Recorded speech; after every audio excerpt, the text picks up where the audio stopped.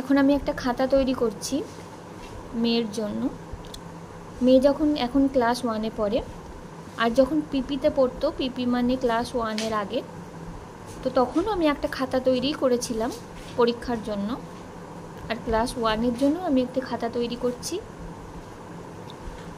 আমার মেয়ে বাংলা মিডিয়ামে পড়ে, তবু আমি একটি খাতা তৈরি করছি, সেটা আমি নিজে পড়াবো বলে। এখানে যত ফিল ইন দ্য ব্ল্যাঙ্কস আছে, শূন্যস্থান, সেগুলোকে আগে আমি নোট করব।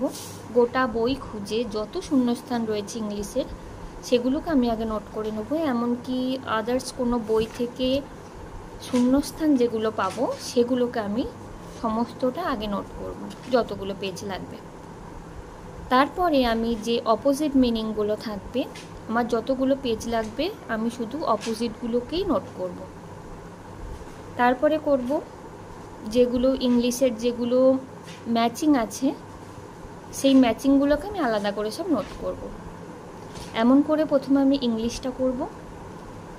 তারপরে আমি কিছুটা কয়েকটা পেজ ছাড়ব যদি কিছু মনে হয় আরও লেখার জন্য।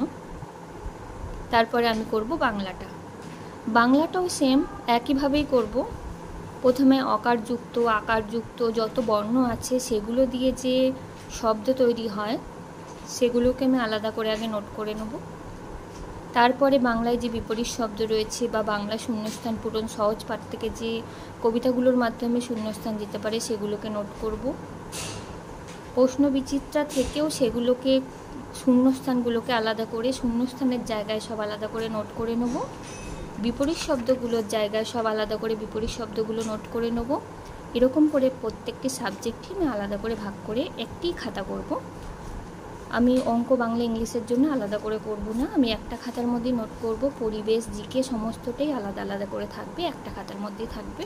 তাতে পরীক্ষার সময় আমার রিভিশন করাতে বা পড়াতে আমার খুব ইজি হয়, আর মাথায় চাপটা থাকে না, হয়তো আমি এটা পড়াতে পারলাম না, হয়তো সেটা বাদ চলে গেল, এই জিনিসটা কাজ করে না। টেনশন ফ্রি থাকা যায়, আর সুন্দরভাবে রিভিশন করানো যায়, আর পড়াতেও খুব ইজি হয়ে যায়।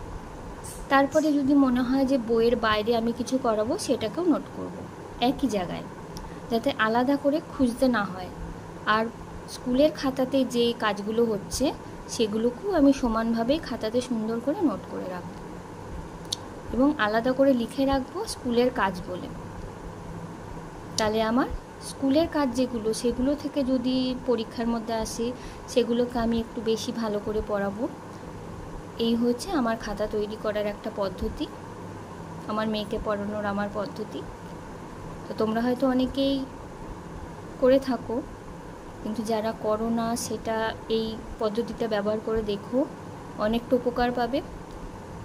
কেন আমার একটু প্যানিক করার স্বভাব রয়েছে। পরীক্ষার আগে আগে মেয়ের পরীক্ষা না মনে হয় যেন আমার পরীক্ষা, তার জন্য আমি নিজেই একটা খাতা তৈরি করেছি, আমার পরীক্ষার খাতার মধ্যে সেটাকে সাজাই।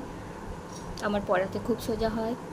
যতই প্রাইভেট টিউটার থাক বা যাই থাক, তবুও দেখবে নিজের মেয়েকে কেন বলছি, নিজের সন্তানকে নিজে পড়াতে না পারলে মনের মধ্যে শান্তি পাওয়া যায় না। পরীক্ষার সময় একটা টেনশন কাজ করে প্রত্যেক মায়ের মনে।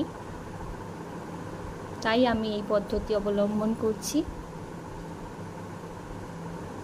খাতা লেখা আমি শুরু করেছি, এটা মোটামুটি 2 দিনের মধ্যে আমি শেষ করে ফেলতে পারবো। পরীক্ষা দেরি আছে, পরীক্ষার আগে আমার সমস্ত কমপ্লিট হয়ে যাবে, আর আমার পড়ানোও কমপ্লিট হয়ে যাবে, আমার রিভিশনও কমপ্লিট হয়ে যাবে।